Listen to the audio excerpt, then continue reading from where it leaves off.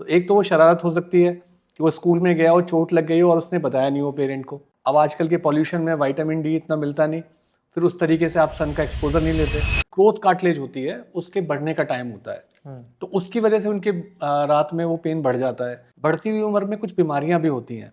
जैसे एक बीमारी होती है जो घुटने के पास एक हड्डी होती है, उसके तेजी से बढ़ने की वजह से होती है। लोगों में जो फिजिकली काफ़ी एक्टिव हैं उनको भी नी के पेन होते हैं, और जो बहुत कम एक्टिव हैं, पूरे दिन ऑफिस में बैठे रहते हैं 8-8 10-10 घंटे, उनको भी होते हैं। तो आप ये सजेस्ट करते हैं कि मतलब नी प्रॉब्लम से बचने के लिए एक अच्छा शूज भी बहुत जरूरी है। 75 साल के इंसान के भी घुटने बड़े अच्छे हैं और कई साल 55-60 में भी खराब होने शुरू हो जाते हैं।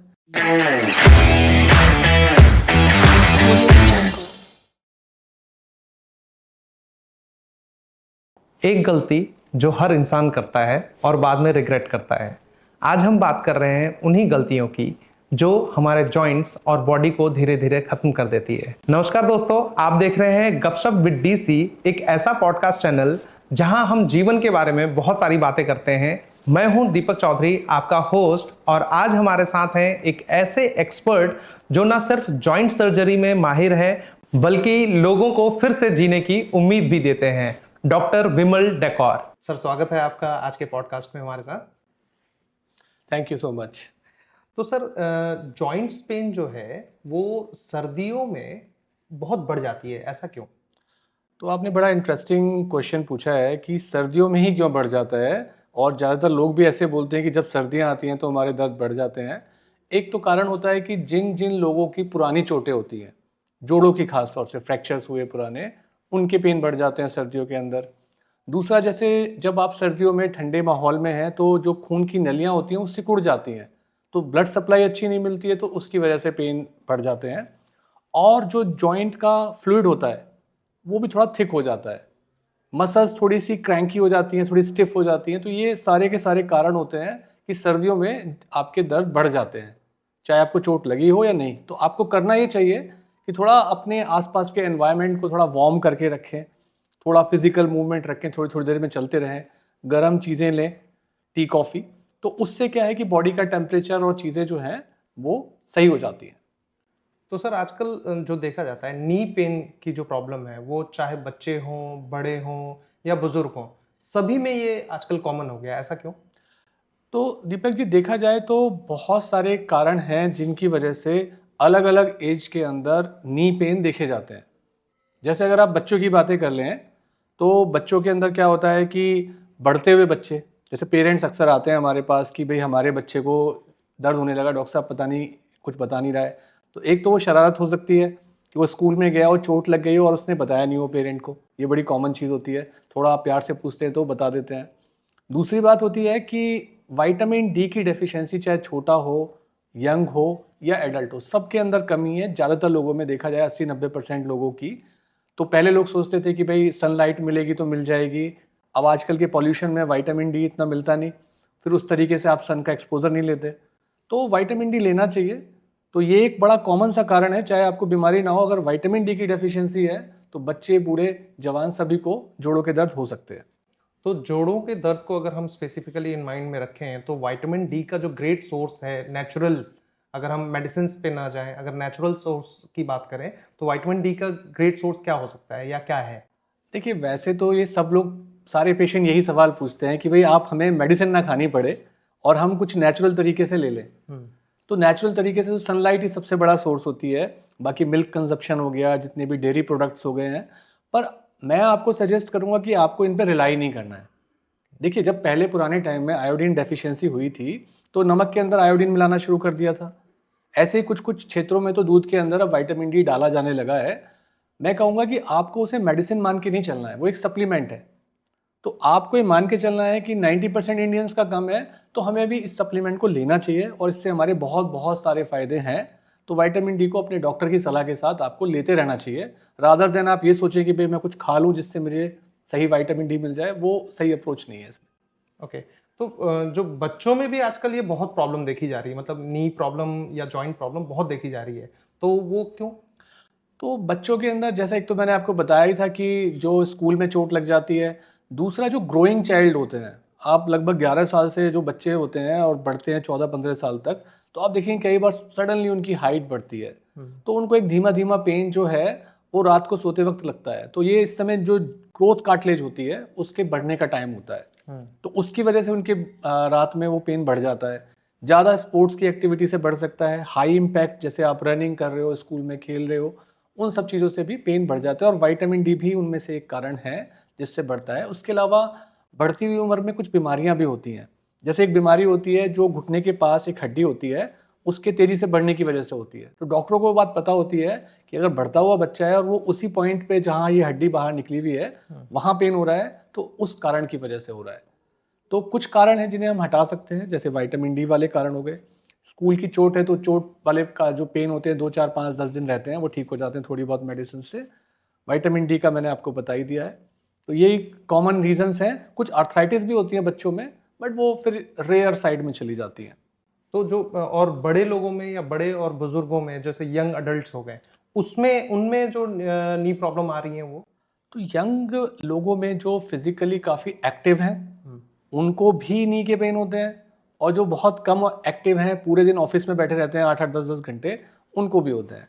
जो स्पोर्ट्स में इन्वॉल्व हैं किसी न किसी तरीके से, उनको एसीएल इंजरी, लिगामेंट की इंजरी, नी के अंदर एक सॉफ्ट टिश्यू होता है जिसको हम मेनिस्कस बोलते हैं, उसकी इंजरी का होना वो बहुत कॉमन होता है।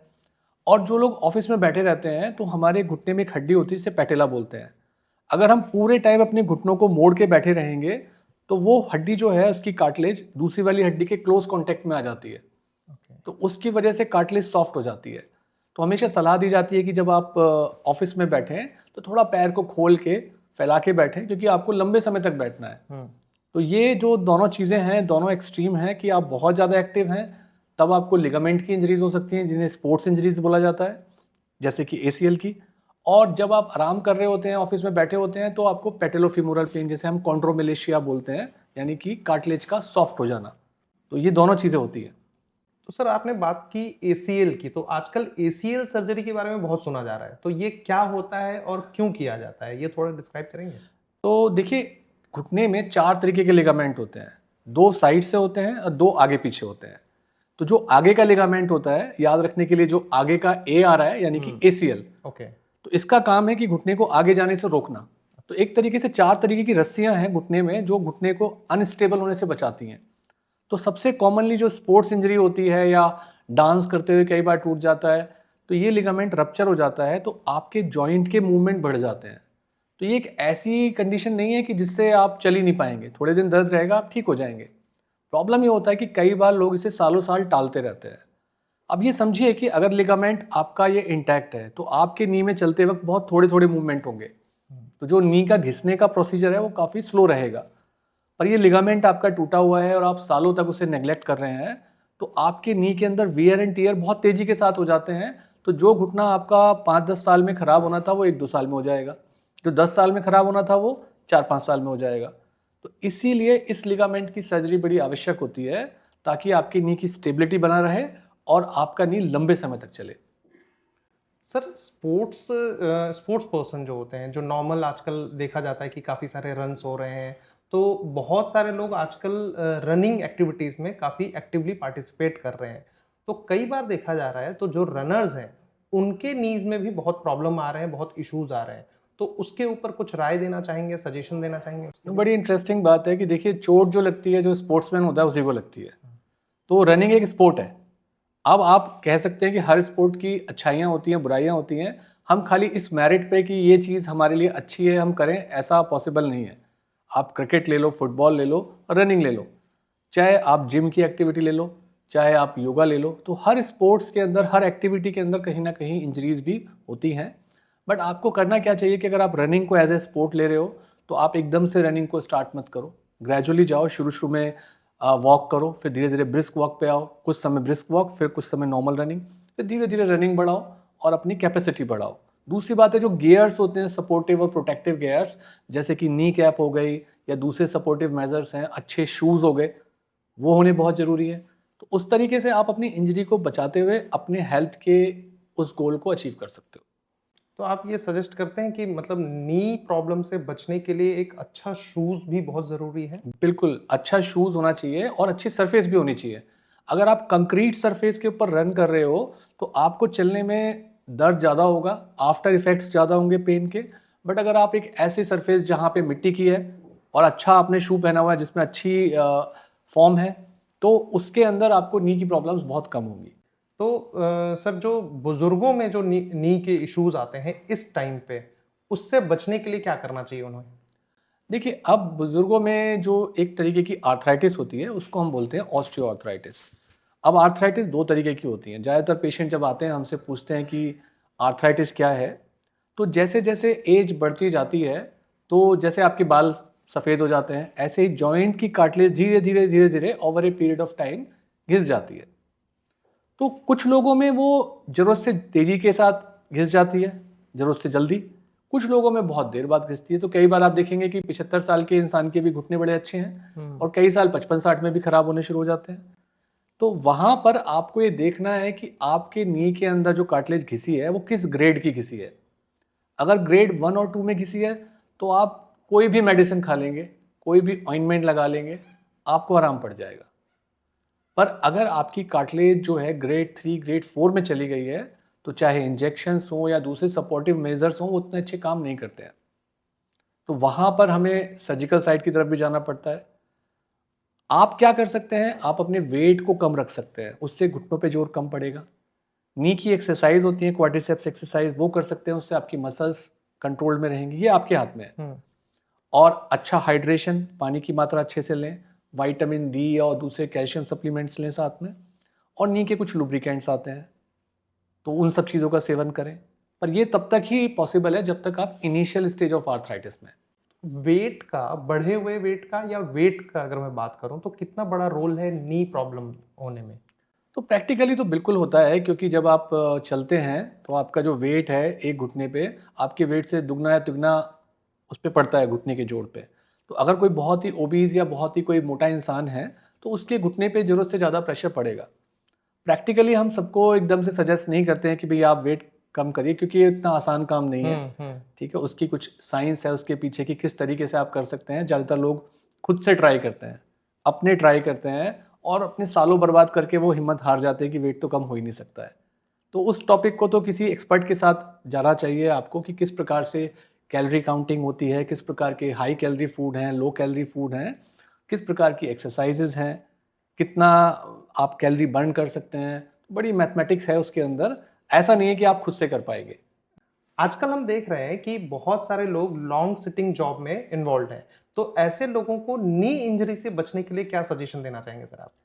देखिए, आप अगर ऐसी लाइफ में हैं जहां आपको लंबे समय तक ऑफिस में बैठना है, तो अल्टीमेटली अगर देखा जाएगा एक टाइम के बाद आपको समझ में आएगा कि हेल्थ एक बहुत ही इंपॉर्टेंट पार्ट है आपकी लाइफ का। तो ऑफिस के टाइम में आप खूब सारा पानी कंज्यूम करें, तो आपको बार बार मूव करना पड़ेगा, तो हर थोड़ी देर में आप चलेंगे। ऑफिस में कोशिश करें कि थोड़ी देर की वॉक लें, दिन में मल्टीपल टाइम्स चलें। अपने चाहे हाथ में एक वॉच लें जिसमें स्टेप काउंट कर सकते हैं, तो उससे आपको एक गोल का आइडिया भी रहेगा। तो आपकी मसल्स चलती रहेंगी, वो आप न केवल आपके जोड़ों के लिए बल्कि हार्ट के लिए भी अच्छा होगा। तो आप हेल्दी फूड्स लें जो हाई कैलोरी ना हो के लो कैलोरी हो, हाई प्रोटीन हो, क्योंकि प्रोटीन बहुत इंपॉर्टेंट पार्ट होता है। उसके साथ साथ आप सप्लीमेंट्स लें, विटामिन्स लें, मिनरल्स लें डॉक्टर की सलाह के साथ। तो उससे, और कोशिश करें कि किसी ना किसी फिजिकल एक्टिविटी में आप अपने आप को एनरोल करके रखें। अगर पॉसिबल ना हो तो वॉकिंग तो एटलीस्ट करें, या साइकिलिंग भी कर सकते हैं, स्विमिंग भी कर सकते हैं, या कोई स्पोर्ट्स जो आपके पास इजीली अवेलेबल हो, कोशिश करें कि उसकी तरफ जाएं, चाहे थोड़ी देर के लिए सही। तो इस तरीके से आप बिजी रहते हुए भी अपने आप को हेल्दी रख पाएंगे। सर, आजकल नी रिप्लेसमेंट जो है वो बहुत कॉमन हो गया है इंडिया में। तो ये क्यों हो रहा है ऐसा? तो जैसे मैंने आपको अभी बताया था कि जब नी जॉइंट खराब होता है तो उसकी अलग अलग ग्रेड होती हैं। तो शुरुआती पहली या दूसरी ग्रेड में कोई रिप्लेसमेंट की आवश्यकता नहीं है। आप कुछ भी ट्रीटमेंट लेंगे वो आपको फ़ायदा करेगा। एक पर्टिकुलर स्टेज के बाद जब आपको लगने लगे कि मेरी क्वालिटी ऑफ लाइफ ख़राब हो गई है, मैं पार्टीज़ में नहीं जा सकता, मैं सोशली मार्केट में नहीं जा सकता, किसी फैमिली फंक्शन को एंजॉय नहीं कर सकता, और मैं पूरे टाइम पेन में हूँ, तो ये वो स्टेज है जब आपने सब चीज़ ट्राई भी कर ली, इंजेक्शंस देख लिए, मेडिसिन खा ली, और आपको आराम नहीं हो रहा है, आपकी सोशल लाइफ डिस्टर्ब हो रही है। तो ये वो राइट टाइम होता है कि जब आपको सोचना चाहिए कि मेरी जो क्वालिटी ऑफ लाइफ अगर आ सकती है तो मुझे उस ऑप्शन को लेना चाहिए। और वो ऑप्शन होता है रिप्लेसमेंट का। जैसा मैंने आपको बताया था कि कार्टिलेज जो होती है वो घिस जाती है, और कार्टिलेज लाइफ में एक बार बनती है, थोड़ी बहुत रिपेयर हो जाती है मेडिसिन से, पूरी कार्टिलेज रिपेयर नहीं होती है। तो वहाँ पर हमें आवश्यकता पड़ती है कि हम उस कार्टिलेज की लेयर को चेंज कर दें, उसी को नी रिप्लेसमेंट बोला जाता है। तो पूरी बोन को कट नहीं किया जाता है, उस जो कार्टिलेज वाला हिस्सा होता है उसी को रिप्लेस करने को हम नी रिप्लेसमेंट बोलते हैं। तो सर इनिशियल स्टेज में नी में प्रॉब्लम आ गया है, तो ये कब और कैसे परखा जाए और कितने दिनों के अंदर अंदर हमें डॉक्टर को कंसल्ट करना चाहिए? देखिए, नॉर्मली तो हम सब लोग जैसे छोटी मोटी चीज़ होती है तो कोशिश करते हैं घर की चीज़ों से ही उसको ठीक किया जाए। एग्जैक्टली। तो जब आपको लगे कि भाई ये मेरे से नहीं हो रहा है, और खुद से ट्राई करने में मेडिसिन का यूज़ करना ठीक नहीं है, कि आप अगर कभी 1-2 टैबलेट खा ली वो तो चलो अलग बात हो जाती है, बट आपको डॉक्टर से सलाह लेनी चाहिए। उनसे पूछना चाहिए कि मैं किस स्टेज में हूँ, कौन सी स्टेज का मेरा नी का वियर एंड टियर है या जॉइंट का वियर एंड टियर है। हो सकता है कोई आर्थराइटिस की बीमारी हो सकता हो किसी विटामिन की डेफिशिएंसी की वजह से नी पेन हो रहा हो। तो कारण का पता लगाना बहुत ज़रूरी है, और एक बार जब आपको ये पता लग जाए कि ये कारण की वजह से मेरा नी खराब है, तो फिर उसमें जो ऑप्शंस आपके पास हैं उसको चूज़ करना चाहिए। ठीक है सर, ये बहुत ही अच्छा आज का पॉडकास्ट रहा। Thank you for coming sir. Thank you for inviting me. Thank you. तो दोस्तों, आज हमने ना सिर्फ बोन्स और जॉइंट से रिलेटेड बात की, बल्कि उससे रिलेटेड क्या प्रिकॉशंस लेनी चाहिए और अगर कोई बीमारी हो जाती है तो उसका क्योर कैसे मिलेगा, इससे रिलेटेड हमने बात की। हम इस पॉडकास्ट में और भी एक्सपर्ट्स आपके सामने लेते आएंगे और अलग अलग जानकारी आपको देते रहेंगे। तब तक बने रहिए हमारे साथ। मिलते हैं नेक्स्ट पॉडकास्ट में नए एक्सपर्ट के साथ। तब तक खुश रहिए, आबाद रहिए, जहां रहिए जिंदाबाद रहिए। Signing off, Deepak Chaudhary. जय हिंद।